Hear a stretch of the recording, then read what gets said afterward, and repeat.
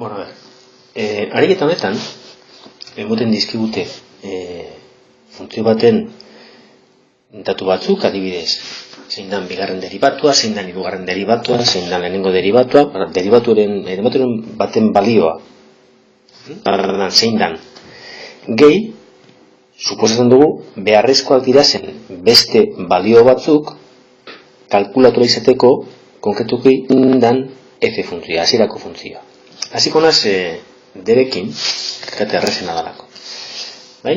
Derivatua bada x karratu gehi bi x ken lau, bai? Galitzen digute zein dan derivatu dugun funtzioa. Bai? Orduan, ezagutzen badugu derivatua, funtzioa izango da derivatoren, bai? Hau izango da fx. Bale?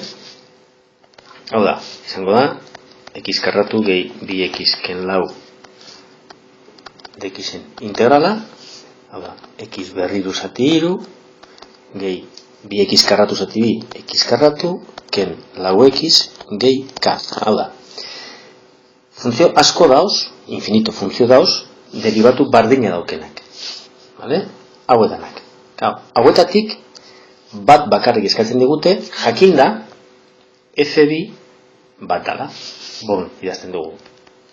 f2 bat denez, bueno, zen bada f2, ordeztea bi, x-an, orun.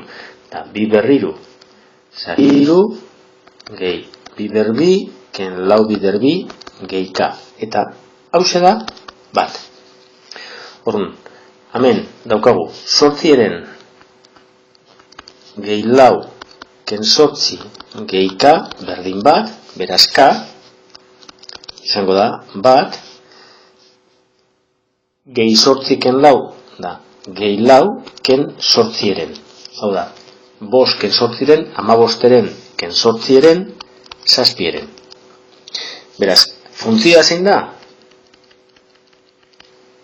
Esan x berriru, zati iru, gehi x berbi, ken lau x, gehi zazpieren. Hau da, eskatzen digute funtzioa. Zer gertatzen da besteetan? Bueno, eskatzen emoten badik digute, bigarren derivatua zein dan, bi aldiz integratu bere izango dugu, lehenengo integrala egiten dugunean f' dugu, eta bigarren derivatua, bigarren integrala parkatu f. Integratu dugun bakoitzean, konstante desberdin bat urtengo dago. Vale? Ezik, bigarren derivatua emoten badigute, bi balio, beste bi baldintza, non berizkigute, urtengo dira zen konstante biak kalkulatu ezeteko. Hirugarren derivatua, emoten badigute, beste hiru baldintza jakin behar dugu, urtengo dira zen hiru konstanteak kalkulatu alizateko.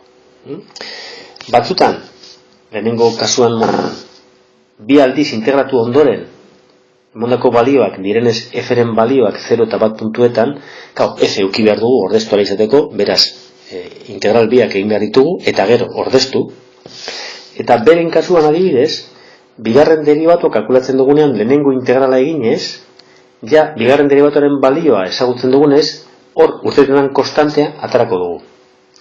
Gero, ja jakinda konstante hori berriro integratuko dugu f' kalkulatzeko, eta f'-aren datua aplikatuz, urtengo den konstantea kalkulatu, eta gero amaieran berriro, urtengo den konstante honeaz.